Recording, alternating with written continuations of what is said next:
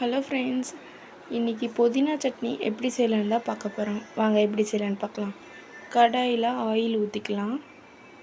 தேவையான அளவு ஆயில் ஊற்றி வெங்காயம், காரத்துக்கு ஏற்ற பச்சை மிளகாய் போட்டு நல்லா வதக்கிடலாம். நல்லா இந்த மாதிரி வதங்கினோன்னா இஞ்சி பூண்டு பேஸ்ட்டு போட்டுக்கலாம்.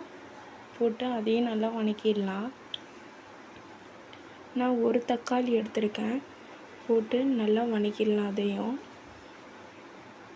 அடிப்பிடிக்காமல் வதங்கணும். அதோட உப்பையும் போட்டு நல்லா வதக்கிடலாம்.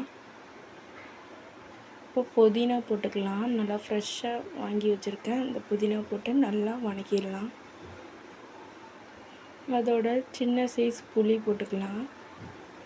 அதையும் போட்டு நல்லா வதக்கிட்டு திருவி வச்ச தேங்காய் துருவல் போட்டு அதை நல்லா வதக்கிடலாம். அடி பிடிக்காமல் இந்த அளவு நல்லா வதங்கினோடனே மிக்ஸி ஜாரில் போட்டு ஆற வச்சு இந்த மாதிரி அரைச்சி எடுத்துக்கலாம்.